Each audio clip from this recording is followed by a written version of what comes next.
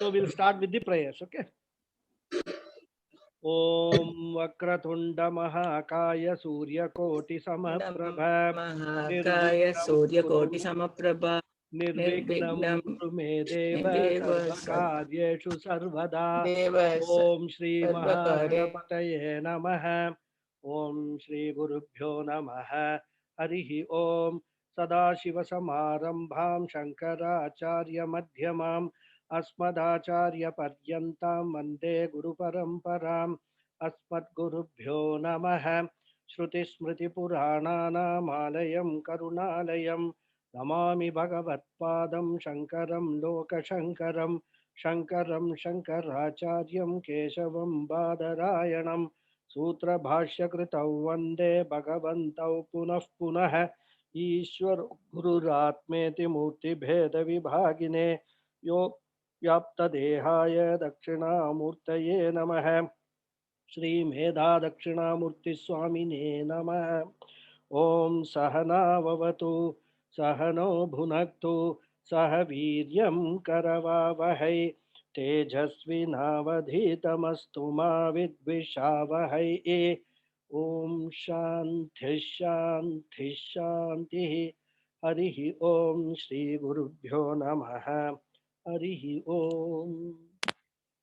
Namaste all of you and a very happy Diwali once again. Namaste, Guruji. So, Guruji, before you start, can you please summarize the 6 layers, please? yes, I can, certainly. I will do that. So, like last week, we saw the scheme of the Shastras in the last class. So, the top layer, or what we call the Mula Grantha, the source of our entire Shastric literature are the Vedas. That is the topmost layer. And they are also called Shruti because they are heard and then transmitted onwards, right? So this is the topmost layer. Then the next layer is what we call the Sutra Granthas. Sutra Granthas are those which are actually taken, convey the same message, but unlike the Vedas, which have been given to us by Lord Parameshwara himself, the Sutra Granthas are man-made, that is, human effort has been put in, and they convey the same messages of Vedas, but in a more organized form. Like topic-wise, they are organized. I gave you the example of Grihya Sutras, and there are so many other sutras are also there. Sutras which are meant for individual growth, sutras which are meant for the society as a whole, the progress of the society as a whole, or the peace or benefit of the society. So this is the Sutra Granthas, which is the second layer, which is nothing but the Veda mantra, the ideas, the messages of the Vedas summarized in a sutra form, in a very cryptic statement form, and which are organized, classified as per subject. That is the second layer. And the thing is, Veda mantras is very difficult for us to just read and understand. Now, one needs to have a lot of background information to understand the Veda mantras. We cannot take literal dictionary meaning in most of the cases. So that's why we have to depend upon the commentaries. So this is the second layer, sutras, which are slightly diluted form of the Veda mantras, so that we can understand. Then the third layer I said was Smriti Granthas. Smriti Granthas means, Smriti itself means remembering. So the Smriti Granthas are further diluted form of the sutras. You must always remember the messages in all the scriptures is the same, except that as we progress down and down in the layers, they become more and more diluted. That's all. And mainly more and more, I could probably put it in a different way, user friendly, so that even a common man can understand it. So the Smriti Granthas are the third layer, and they are called Smritis because they are remembered. The Rishis, the Acharyas, whoever have written these Smriti Granthas, They have written it from the memory of what they had understood from the Veda mantras, the message of the Veda mantras, the message which is there in the sutras, conveyed in the sutras. So with the help of those, they wrote the Smriti Granthas, again man-made. And one of the most important Smriti Granthas I pointed out was the Bhagavad Gita. Bhagavad Gita is a Smriti Grantha written by Veda Vyasa, which is part of Mahabharata. So this is the third layer, which is Smriti Grantha. Then the fourth layer we come to is what we call Puranas. Puranas are further dilution of the Smriti Granthas. And here one more element is added, an imaginative element is added. Even though in Smriti Granthas also some degree of imagination is there, even in Veda Upanishads also you will find certain imageries and all that, being used to describe or explain what the message is. But this Puranas, they actually use a lot of imagery or stories, and we don't know whether they are fact or fiction. Rather, many times fact and fiction are mixed together, so that we get a doubt whether this could have happened or not. But mind you, all these things are now happened not in our present age. They have all happened in different yugas. So, what was the situation prevailing in those yugas, we cannot even contemplate or imagine. We always try to relate it with our present experience and say this is unbelievable. But if we were part of that, then we don't know whether that is believable or unbelievable. The only thing is, everything that is said in the scriptures, even though there may be an element of imagination, creativity, storytelling, and all, the main message is something which is for the good of the mankind. That we must not overlook. So even while reading the Puranas, understanding the Puranas, we must not get lost in the stories and all this imagery and creativity and all that. We must not forget the main message what the Puranas want to convey. So this is the fourth layer. Then the fifth layer we come to Itihasas. Itihasas basically means we normally refer to two main granthas, which is Ramayana and Mahabharata. These are the two Itihasas. Again, they also are historical documents. They reflect the history as it happened. But like Puranas, there may be some mixture with some fiction also, basically trying to some exaggeration may be there. So we have to understand that, and when we are actually looking at it or studying it as matured individuals, because these stories, this imagery, all this imagination, all this will appear to a lot of people who have not fully matured in their intellect. It will appeal to a lot of them, and that is the main purpose of it, so that it is just like what happens is, small children, when we want to give them some bitter medicine, what do? The mother will actually mix that medicine with some honey, and then it will, the child will think that it is actually having honey, but what is being fed is the medicine rather.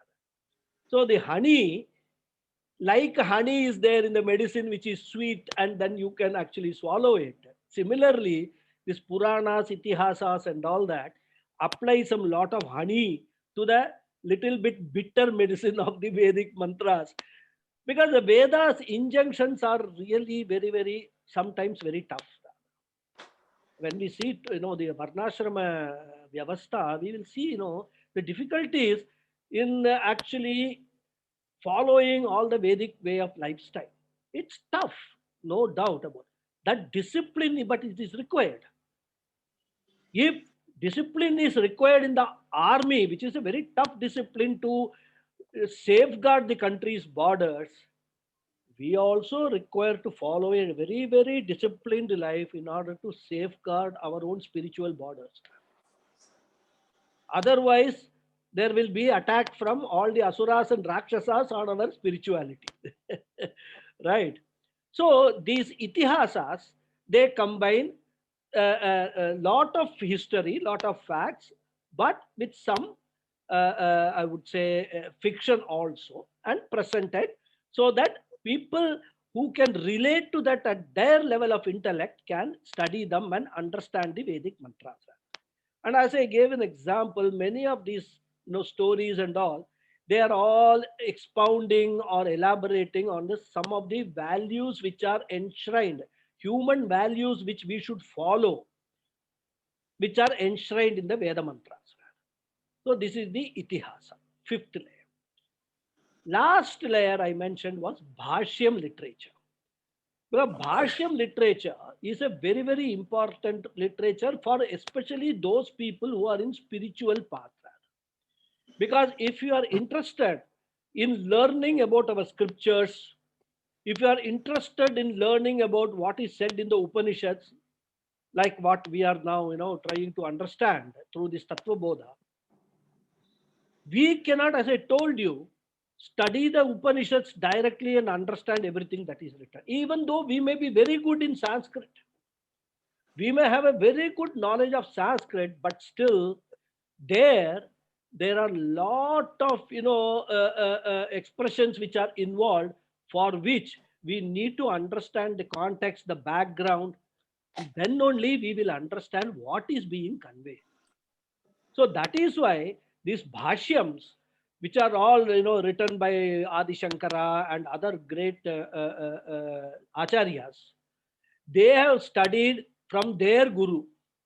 In fact, the way this whole thing happens is, we have a parampara, guru parampara, and it starts from Adi Narayana, or you can say Dakshinamurti, who actually gave first the Vedas to the world, rather.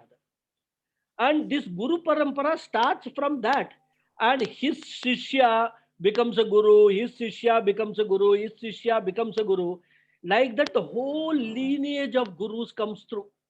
So the message of the Vedas get passed on to the next generation through this Guru Shishya Parampara.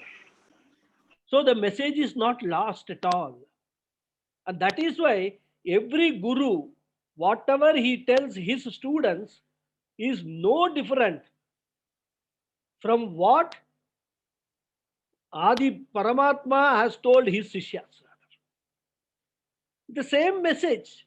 No guru can actually put his own interpretation and then say his own, bring out his own Vedanta. If he does that, then he is actually, going against the teachings of the Upanishads, and which is not correct. Because our base of all this knowledge is the Veda. So we should base our learning also based on what is contained in the Vedas.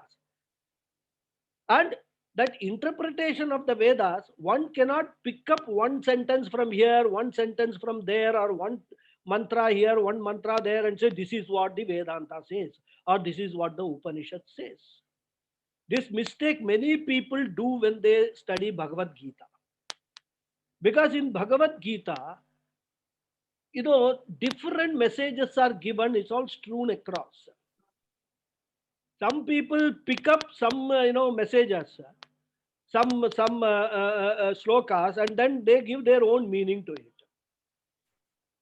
I mean, I'll give you an example. I was reading one text. I won't quote who was the author or from where it was. There is this sloka in Bhagavad Gita which is very, very popular.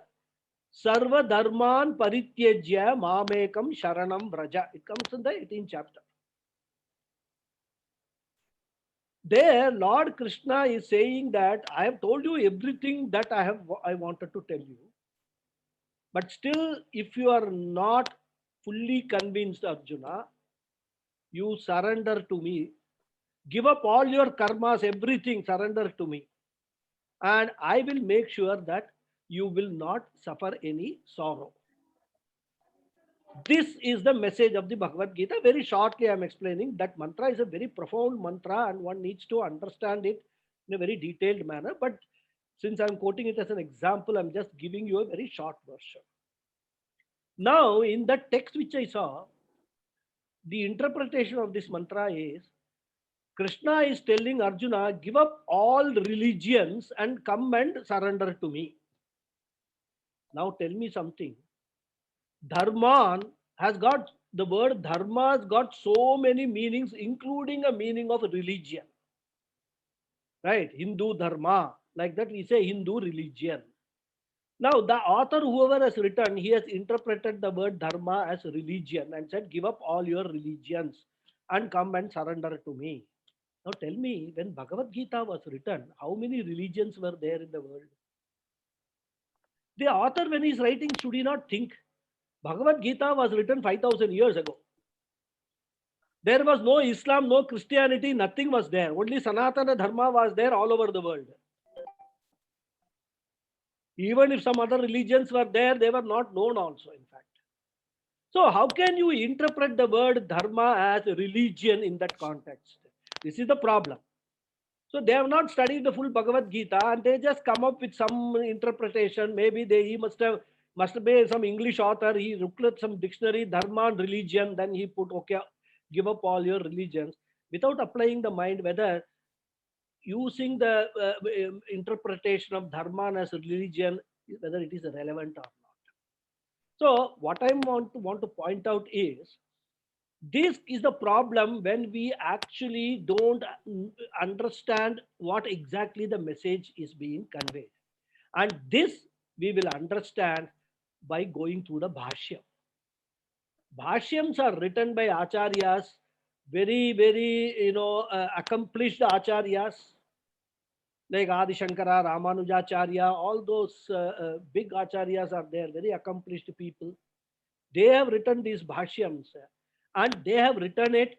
They have picked up the mantras or each word of the mantra from the Upanishads, from Bhagavad Gita, and explained it in a much more understandable Sanskrit language. This is the sixth layer, bhashya. So this is the summary of what we saw in the last class. Okay. And as I told you, these are all relevant information. We need to keep it in mind. Because when we come to studying Veda, Vedanta and Tattva Bodha, because Tattva Bodha is nothing but a very capsule form of the entire Vedanta teaching. When we go into the text, you will realize it is just totally Vedanta teaching only, but in a very beautifully prose form. Vedas are in mantra form, what you call poetic form, rather verse form. But here it is in prose form, and it's you will understand the entire A to Z of Vedanta to Tattva Bodha. So for understanding, and Tattva Bodha has also been written by one of the acharyas only. We will see that. And Tattva Bodha, you can call it as a sort of a bhashya only, because it is explaining what the entire message of Vedanta is. What message Vedanta is giving, how that is developed in a very logical, systematic manner from the beginning, from the qualification which are required for a person to come to Vedanta itself. Starting from that, it goes through the highest aspect concepts of Brahman, Atman, all the Satchidananda, all that is explained very nicely.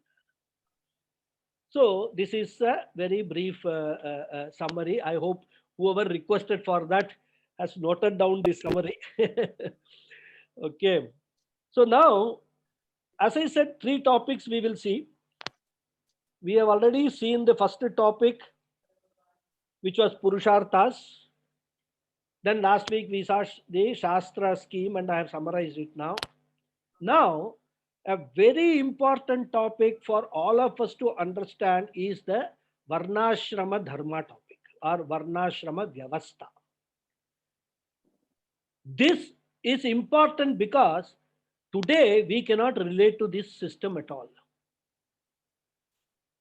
But if you have to understand Vedas, Vedanta, and the whole structure of this, the messages which are being conveyed, a basic knowledge of this Varna Dharma and Ashrama Dharma is required.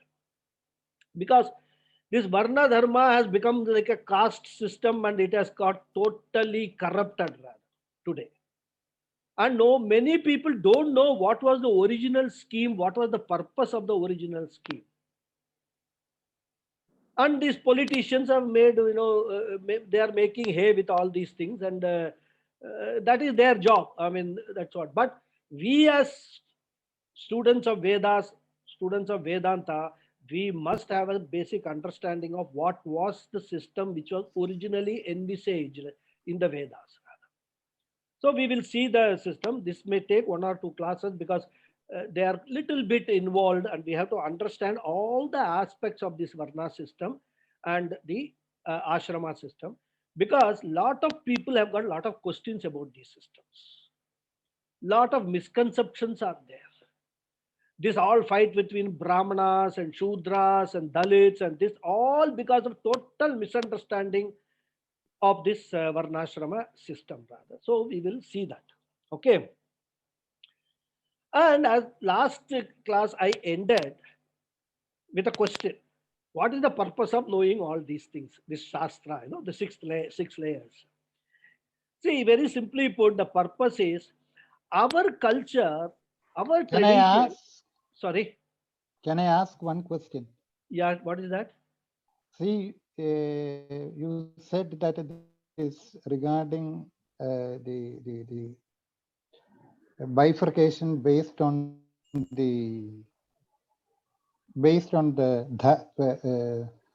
class. It is I have not come because to of that. I have not come to that. Where did I say bifurcation? When did I say that? No, you said that it is because of the misunderstanding. Yes, this is the misunderstanding. So you keep your question to the end of the class. Please don't disturb my flow of thoughts. Otherwise, we will end up all this question answer only, and nothing will be taught. So normally our teaching tradition is students are not supposed to speak when the Acharya is speaking. You keep your question, note it down. End of the class, I will give everybody an opportunity, and then you can ask your questions if it is still not answered during the course of the class. Okay. Thank you. So this, what we are now, this classification and all which we are now following, are totally confused, totally misunderstood, and wrongly applied. So that is why it is important for us to understand. And as I told you, I was actually talking about the importance of actually understanding what is the important understanding the structure of the Shastras. And that is when, that's what happens. If you ask a question and which is not relevant to what I am talking at that moment, I will go to some other place, and then the whole talk will become diluted. So my humble request, please keep your questions, ask it at the end. Okay. So see, the message which is being conveyed to us through these Shastras and all is, ours is a progressive society, progressive life. In life, we must keep on progressing from one level to another level.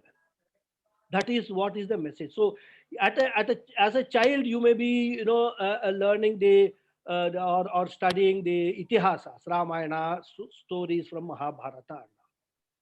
As an old man also, if you keep on studying that, then you have not progressed in your life. So from that you must progress from itihasa to Puranas. In fact, when you become a grihastha, first of all, when you are a brahmachari, you learn the Vedas. Then you become a grihastha, you don't have much time, you've got a lot of responsibilities, and also learn the Puranas and the messages which are there. Then when you go to the Vanaprasthashram, then you can actually go and study Bhagavad Gita and the Smriti Granthas and all, and get the knowledge in a more concentrated form of what the Vedas messages are.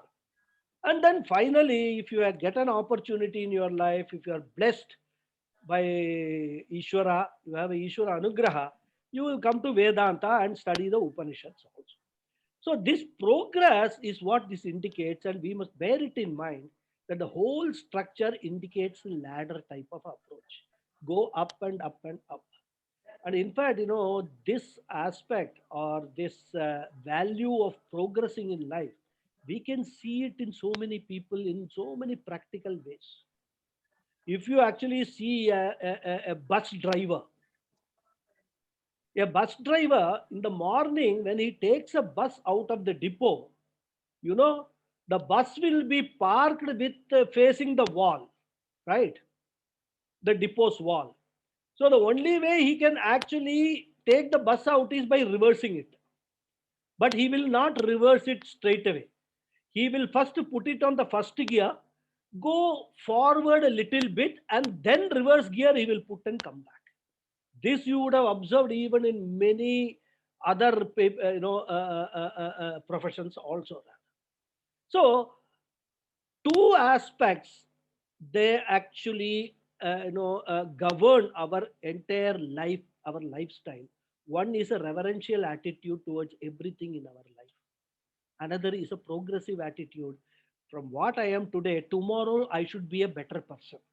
Don't try to change the world. You cannot change the world. You cannot change anybody. Even your spouse, you cannot change. This is a guarantee. If you think that you can change your spouse, then that is the first big, grossest misconception that you are suffering. If at all you can change anybody or anything, you can only change your own self. So our competition in our culture is not with anybody else.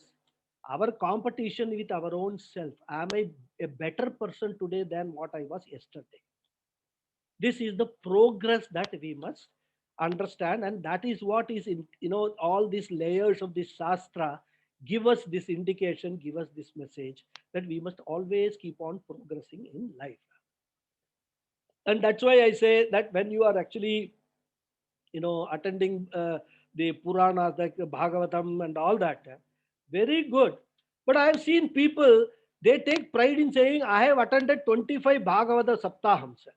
What have you achieved by attending 25 Bhagavata Saptahams if there is no change in your Viveka, if there is no change in your Vairagyam, nothing? You are the same old individual. In fact, there is one anecdote about Swami Chinmayananda. One person came to Swami Chinmayananda and told him very proudly, Swamiji, I have gone through all the 10 Upanishads and I have also gone through Bhagavad Gita. Very proudly he claimed to Swamiji. So Swamiji said, very good, excellent. I'm very glad to know that you have gone through all the 10 Upanishads and Bhagavad Gita also. But tell me one thing, how many Upanishads have gone through you? Beautiful message he gave. It is not just merely you study everything and then, okay, I know about all these things. No, that is not these all meant for. These are meant to make a positive change in your life. They are meant to put you on a spiritual path. They are meant to eventually give you moksha. Moksha means what? Intellectual and emotional freedom. That is what is moksha. Very simply explained. Today we are caught in so many intellectual and emotional problems, and they are the cause for all our miseries, all our sorrow. If you want to get rid of that, you have to get intellectual and emotional freedom. Once you get the intellectual and emotional freedom, you are a totally free, liberated person, and that is what is moksha is all about. Moksha is not going to some Vaikuntha or Kailasa and all that. That is all there at the junior level, going to Kailasa and all. When you come to senior level Vedanta, this is what is moksha is. So, as I was saying, I tend to, when I get into a topic, sometimes difficult to, not to get lost. So, we'll come back to the topic of Varnashrama Dharma. And as I explained, this, the scheme of the Shastras, we must keep it in mind what is the purpose of it. So this Varna and Ashrama Dharma is called Varnashrama Dharma or Varnashrama Vyavastha. But actually this consists of two structures, a Varna Vyavastha and a Ashrama Vyavastha, right? Though both are complementary in some manner, we will see that, how they complement each other. Okay. So this Varna Vyavastha basically is a uh, uh, uh, is a infrastructure which has been created in the Vedas to follow the route map given by the Vedas. for the individual progress and also the society's progress. This is how we have to understand. Both the Varna Vyavastha and Ashrama Vyavastha, they are infrastructure provided for the society's progress, for the society to be, to live in, everybody in the society to live in peace and harmony, and also for the individual to grow from his birth, where he is actually born with almost equivalent to animalistic instincts, to a stage where he can actually aspire to, the highest level of spirituality. So this is what very broadly we must understand these two vyavasthas, right? So first, what we will do is we will look at this varna vyavastha. And this varna vyavastha, as I told you, as what has now become notoriously known as this caste system. But it was not envisaged like that at all, this varna vyavastha. Okay. And today there is so much misunderstanding.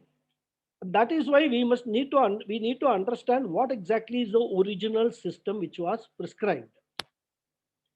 We talked about the 4 human goals, the 4 purusharthas, right? And we have also seen the scriptural literature.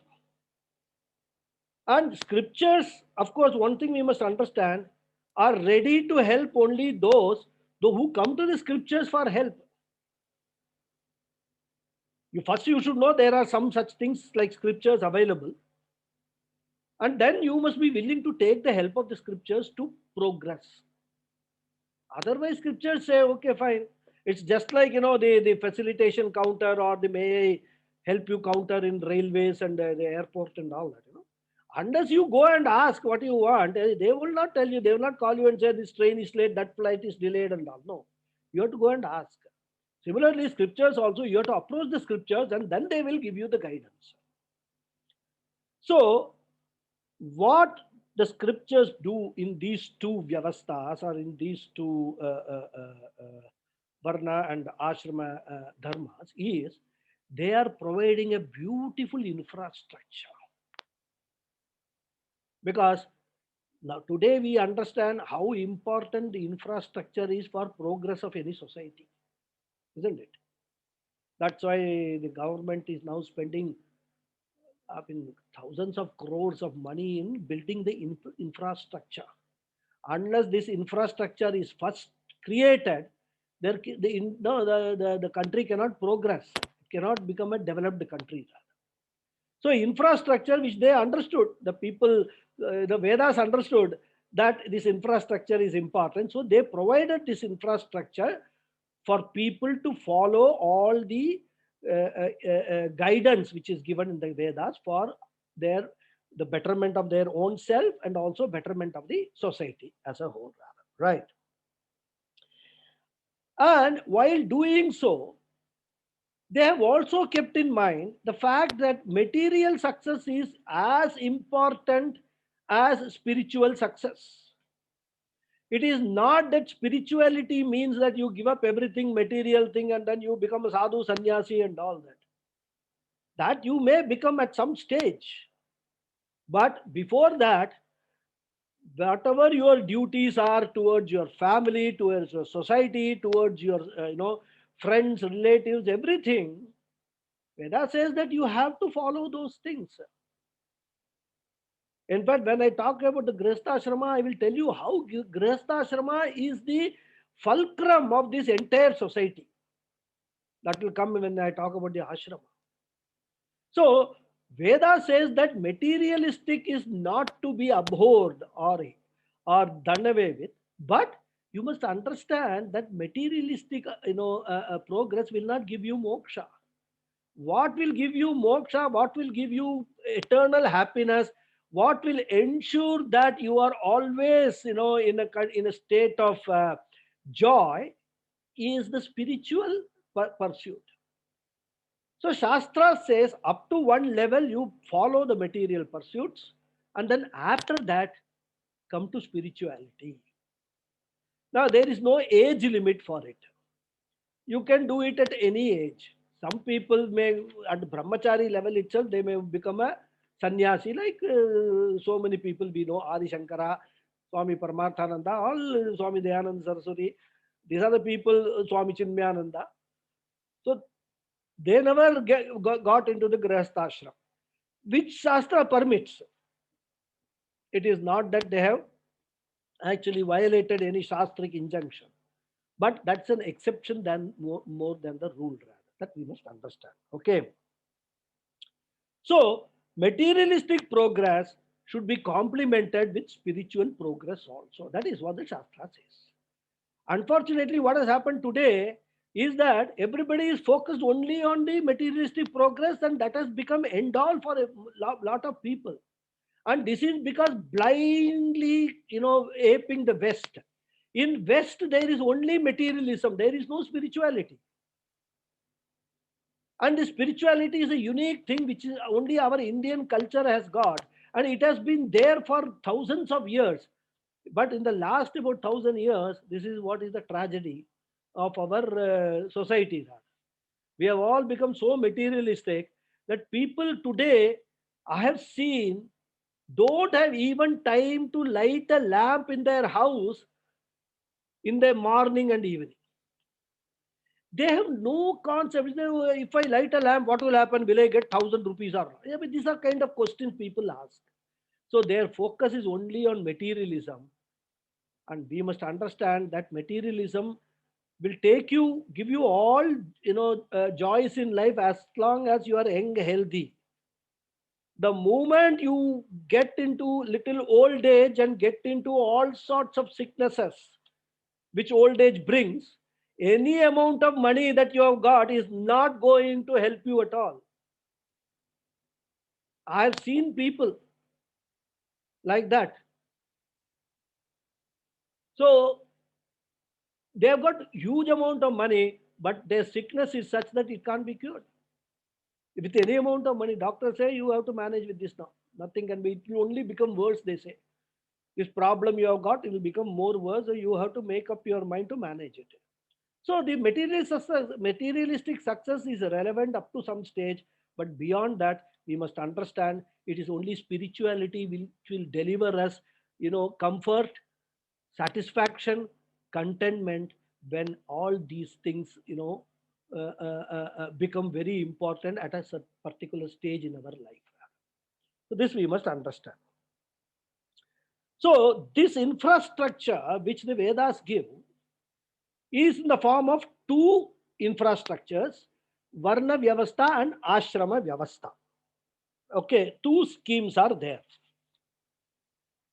And Varna Vyavastha is a social scheme which is meant for the growth or the prosperity of the society as a whole. So it is a sociological scheme, this Varna Vyavastha.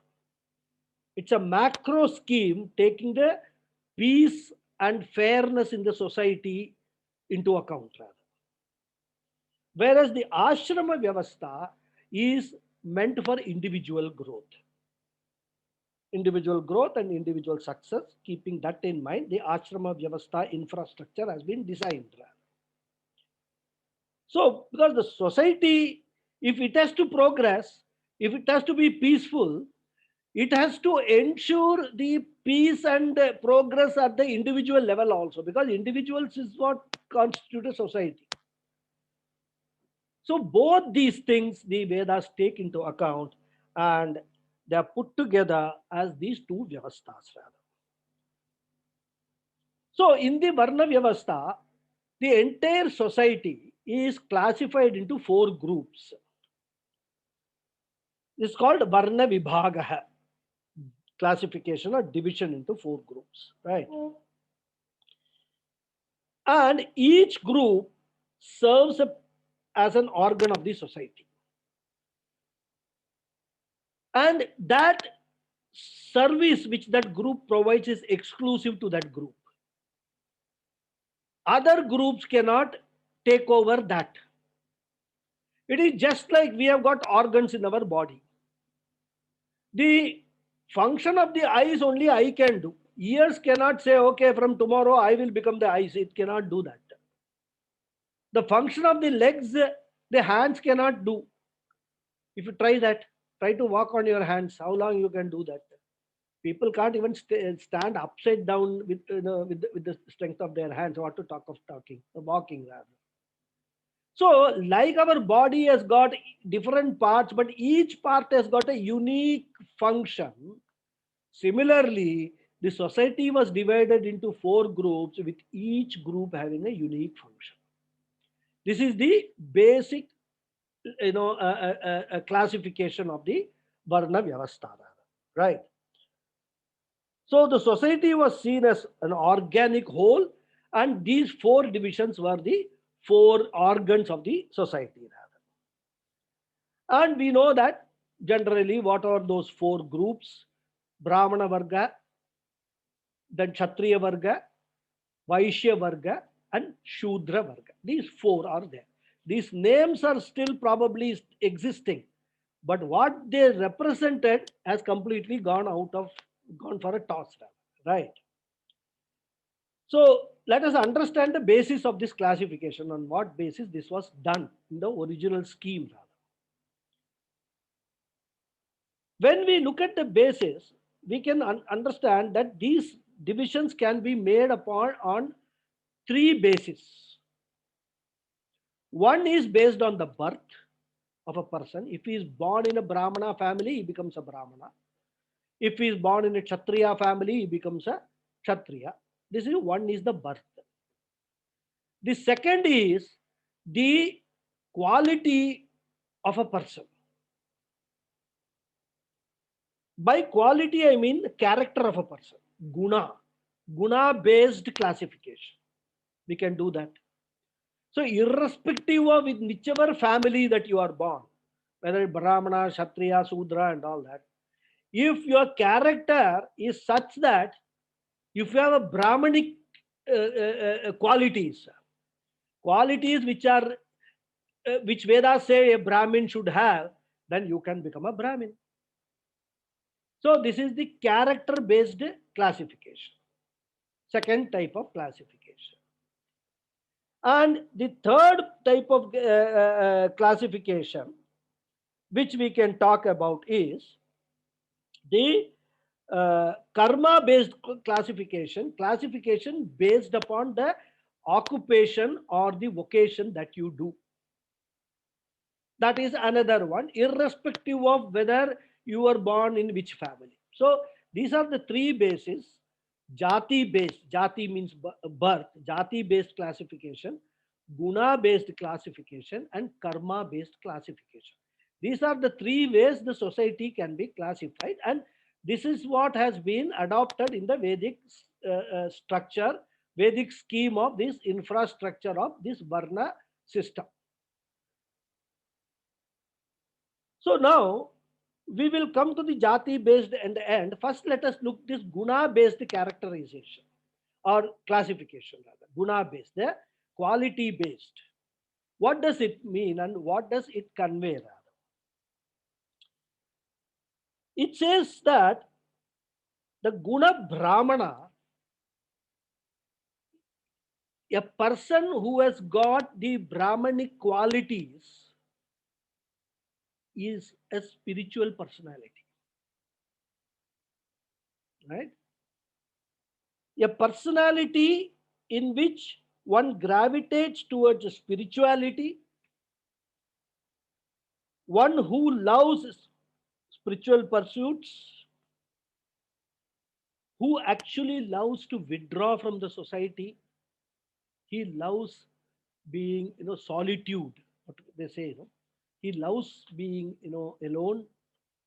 That person loves to contemplate. He has all these questions in this mind about the creation, the truth, Bhagavan. All these questions are all there in the mind, and he tries to seek answers for those questions. He is not interested in material things and all like others. In fact, he finds, even conversing in a very, very mundane level as a waste of time. So he withdraws. He prefers to be with, on his own, with his own self. Does not mean that he becomes a moron or kind of, not. He will interact with people, but his interaction will be limited only to the extent that what other people, what he needs to have transactions with other people. So he is silence loving, contemplative, solitude loving, inquiry loving, right? He does a lot of inquiry. And this is all qualities of a guna brahmana. This is what Shastra says. If you have all these qualities in you, you are a guna brahmana, irrespective of whatever family you are born in. Okay. Because for other people, this being alone may be, it may be terrifying for some people. They always want some company, something, put on the TV, let it keep on blaring. I feel comfortable. If nothing else, go on through all the social media. Take your mobile phone, tick, tick, tick, tick, keep on doing, keep chatting with people. Or Facebook. Whether it concerns you or not, you keep on reacting to various posts which are coming in the Facebook and keep fighting with unknown people whose face you have never seen, but you are picking up a big fight on the Facebook. Isn't it?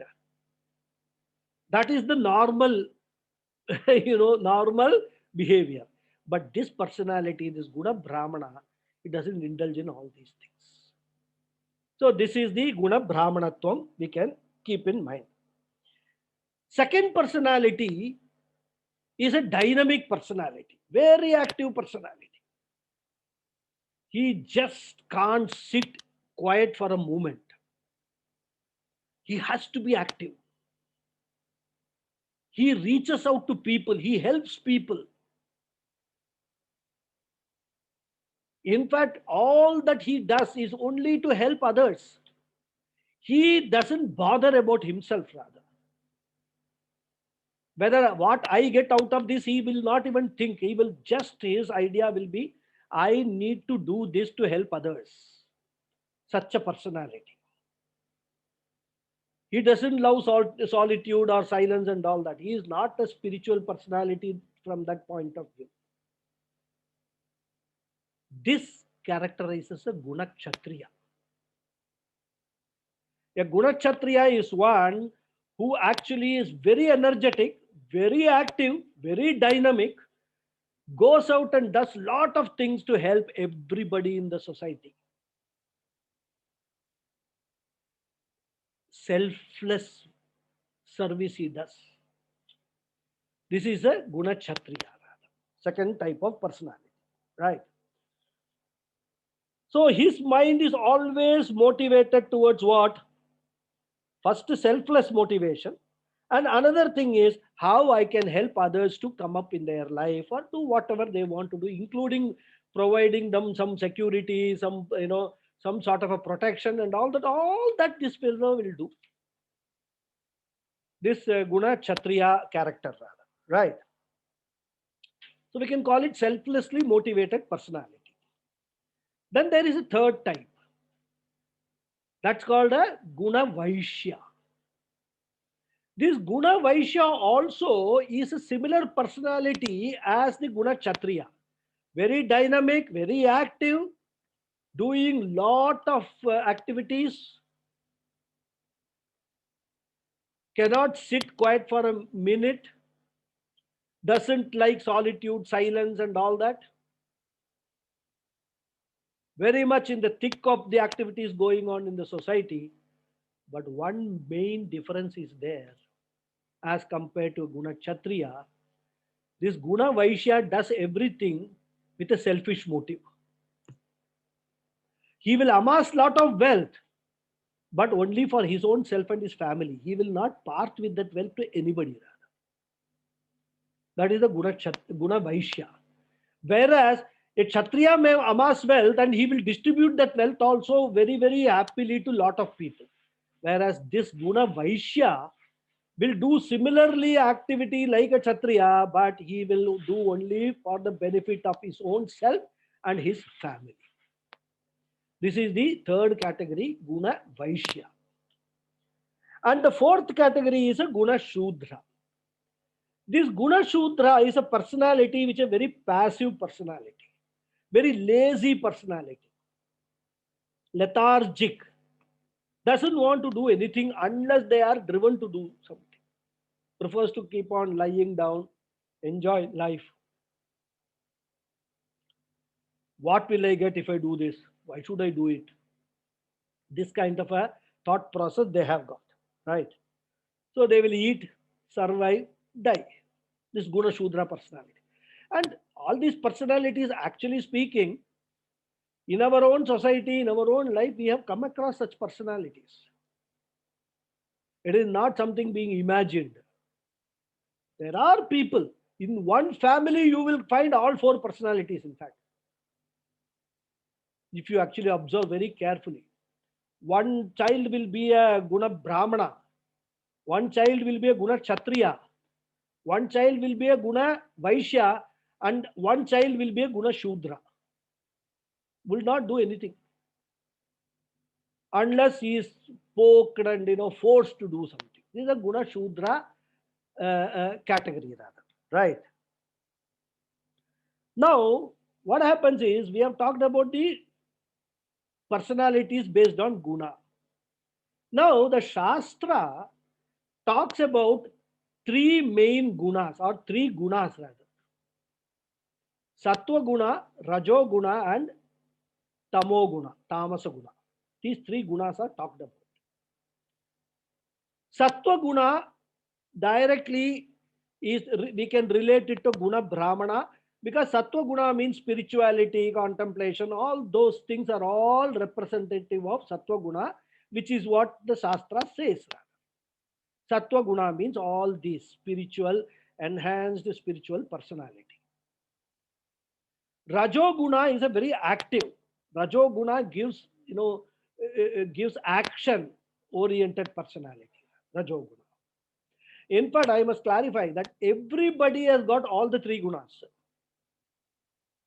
But what happens is, one guna will be predominant in a person. Based upon that predominance, we can actually understand the guna of that person, whether Brahmana, Kshatriya, and all that. So this Rajo guna, those people who are predominant Rajo guna, very active and dynamic personalities, these are the Kshatriyas and the Vaishyas. They have got Rajo guna. And Tamo guna are the predominance of these Guna Shudras rather. In fact, the Shastra says everybody is born as a Shudra only. That is why we find as a child we keep on sleeping.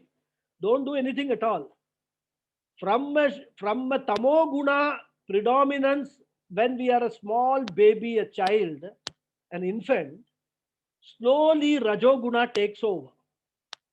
When the Rajo Guna takes over, that is when the child starts, rolling over, starts, walking on its knees, tries to stand up, tries to walk. All these, if you observe, they are all Rajo Guna characteristics. So born as Tamo Guna, then Rajo Guna takes over. But then what happens is, this Rajo Guna lasts for a long time, and for some people, they don't come to Sattva Guna at all. They continue in Rajo Guna only as a predominant Guna. Shastra says that is not correct. Rajo Guna is good, all required for your transactions in this world. But you must start developing Sattva Guna simultaneously, so that eventually you turn out to be a spiritual personality. This is what the Shastras road for, the roadmap which Shastra gives rather, right? So now we have a small problem. I told you there are 4 types of personalities based on Guna, but there are only 3 Gunas. So how do we divide it? And if we actually classify both the Kshatriyas and Vaishyas into Rajoguna, we have a problem. How can two categories have the same guna? Because we have seen that their characteristics are different. One is totally selfless, another is totally selfish. So what the Shastra says is they use some technical words for this. They say that Shuddha Rajas and Ashuddha Rajas. They say that Kshatriyas, they have predominantly have Shuddha Rajas. Shuddha Rajas means action-oriented personality, but it is pure. There is no selfish motive involved in that. There's selfless motive. Nishkama karma, what Bhagavan talks about in Gita. Nishkama karma, that's what they do. Whereas this Vaishyas, Guna Vaishyas, they are having the Ashuddha Rajas, which means impure. Impurity means what? All, Raga, Dvesha, Kama, everything they want to do for themselves only. There is no Nishkama involved, rather. Right?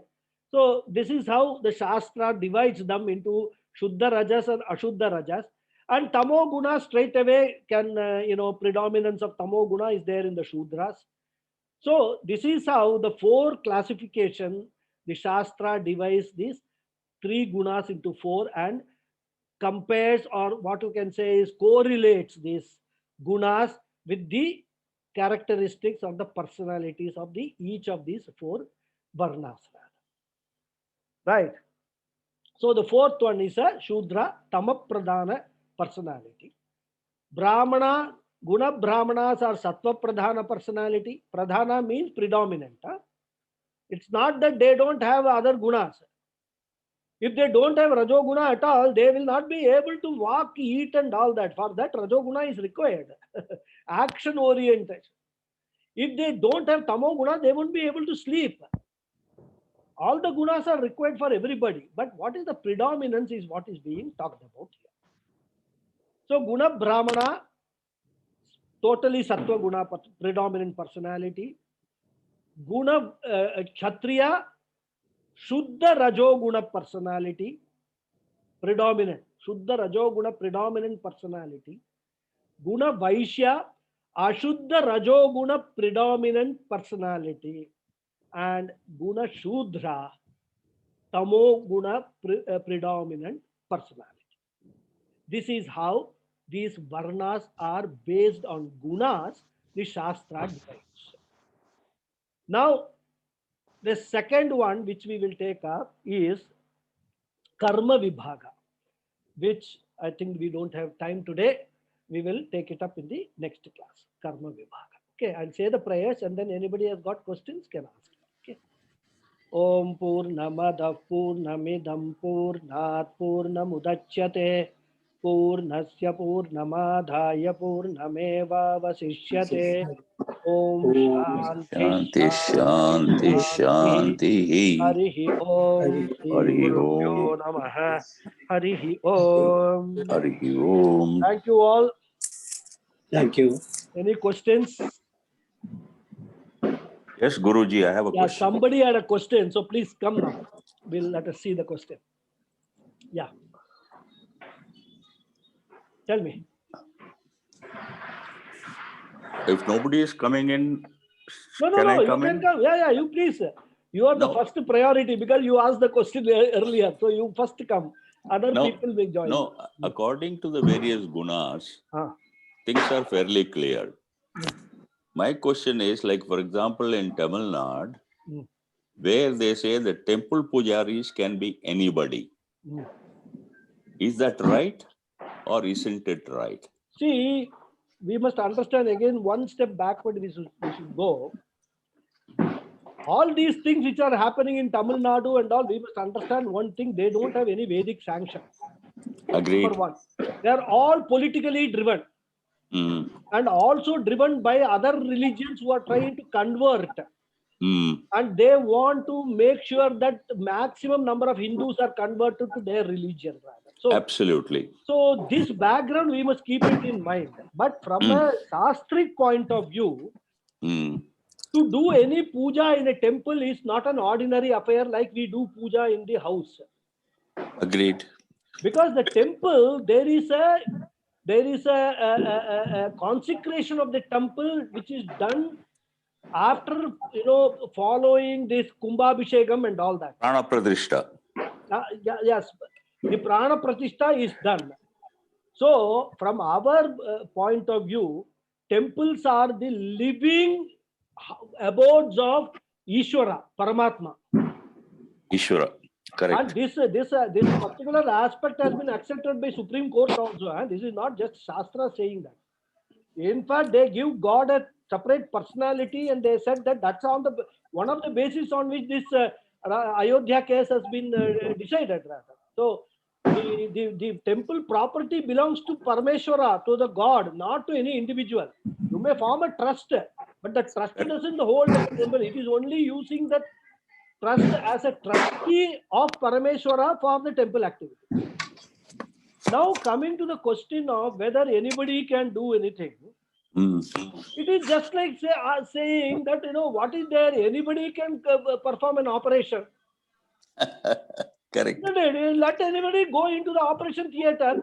Let all these politicians, when they get admitted for getting some operation, some surgery, we will say, let anybody go and do the surgery. We will, since you are for temples, you have this rule. We will have this rule for everything in life. Will they agree for that? Definitely not. So we must understand that these people who do the pujas in the temple, they undergo a special training in the Veda Patashala to do only absolutely temple correct. Pujas. Only temple pujas. How to put a stop to this? How to put a means we Hindus, since we see today what all I am talking about, how many of us know all these things? Correct. We don't know. And we are all, because there is no spirituality, it is very easy for us, for people to be converted, because nobody knows about our religion. How about permitting women to perform these pujas? Women cannot perform the pujas for a very simple reason that during their reproductive age, they cannot come to the temple regularly with Agreed. authority. Right? True. That's the reason why even in Sabarimala and all that, the women in that productive age are not allowed. Number one. Number two, Shastras say that while conducting the puja in the temple, you must not have any upper cloth. So you can see the priests. They will actually tie the uttariyam in their this thing and then do the puja for the idol. In Kerala, even bhaktas are not permitted. Kerala, even bhaktas are not permitted. Correct. So can women go and without upper clothes perform the puja? All the devotees will be seeing something else other than the puja. Distraction. So these are all actually, according to me, very, very, very low intellect and politically driven, unnecessary things which are being, talked about and all that.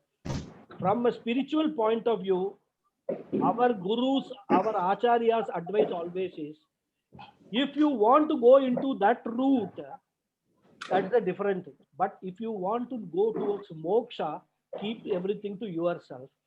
These are happening. There are people who are there who are supposed to take care of it. There are a lot of people with Rajoguna predominance also are active in this. So at some stage, these things will improve. Like for example, in Tamil Nadu, we are now seeing some semblance of, there's some political parties coming up and opposing all these things in a big way rather. We are seeing that happening rather. So one thing is, people who have got belief in these things, who have got belief in our asta, in our tradition, in our culture, we want to preserve this culture, we want to protect this culture, because this is the only culture which is for the benefit of humanity eternally. No other culture can claim this. So that is why non-violence is one of the basic tenets of our culture. Ahimsa paramo dharma hai. No culture is ahimsa. Everybody is a himsa culture. All other cultures, right? Correct. So we have to understand all that, and this will happen in Kali Yuga. All these problems will come, but solutions also will come, and eventually we have got Bhagavan Krishna yata yada yada hi dharmasya glanir bhavati bharata abhyuttanam adharmasya tadatmanam srijamyaham. So when the adharma goes beyond a particular level, Bhagavan says, I will come and save you all. Don't worry. You be bhaktas. That's all. And We must for have that example, thing. can the politicians be classified in the Guna Vaishya? Because they are all selfish. Yeah. 100%. In fact, Guna Vaishya, they are totally Guna Vaishyas. In fact, they are supposed to be Guna Kshatriyas. Correct. They are elected for the purposes of safeguarding the people's interest and all. But they have all become Guna Vaishyas. Why Can we? politicians? Many of us have become Guna Vaishyas, isn't it? Why do No, they one more thing. What classification will Narendra Modi and Yogi Adityanath welcome? See, we can go on discussing this, but one thing Vedanta says, don't judge others. Okay. Whatever is there, all this is for our own understanding, our own progress. This is not to put one label on others, whether they are Guna Vaishya, they are Guna Shudra, or Guna this thing. So, because we are nobody to judge others. The only Can they be classified under the Guna Brahmana? Guna Brahmana, see, actually, like a Modi is a Guna Kshatriya, I will say, because he is working for protecting the nation. And he is doing it selflessly. So it is a Guna Kshatriya. Guna Brahmana, I will tell you more when we come to the Ashrama Vyavastha. Okay. The Guna Brahmana's karma also should be, along with that. One should be Guna Brahmana and also Karma Brahmana. Karma Brahmana, That is the real Brahmana. Otherwise, not just born in a Brahmin family, become a Brahmana. No, that is not what the Shastras say. So we will discuss all that. I mean, it may take 1 or 2 classes more, but we will discuss this so that we understand this and we are able to relate it to what is happening here, and that what is happening now is not what has been told in the Shastras and the Vedas. This is a total corruption by the human free will, which that is what is happened. Correct. The sanctity of the Vedas, even that Manu Dharmam and all that Manu Smriti and all being talked about, absolutely, I can call it, total ignorance about what the Shastras say. Purely for political reasons, that's all. And politics, why? Guna Vaishyas, I want to become somebody so that I can amass wealth. I can, for myself, my 7 generations, I can do that. That's correct. That is what is the whole purpose behind it. So, my own approach is, I don't judge anybody. Okay. That's all. So we are not judging. We are trying to classify to understand. Even then, judging means basically even labeling.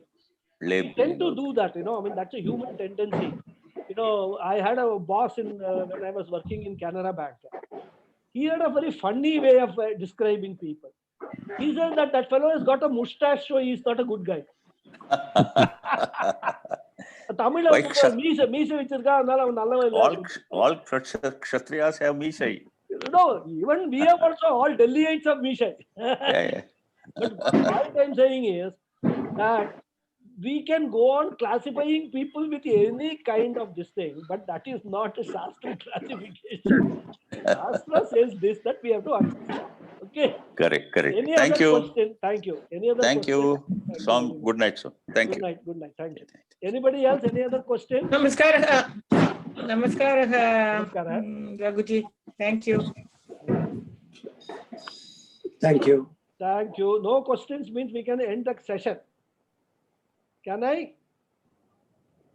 Okay, I will end the session. We will see you all next Saturday. We'll continue these discussions on Varna Vyavastha and Ashrama Vyavastha. Hari Om. Thank you all. And happy Diwali to all of you once again. Thank you. Thank you.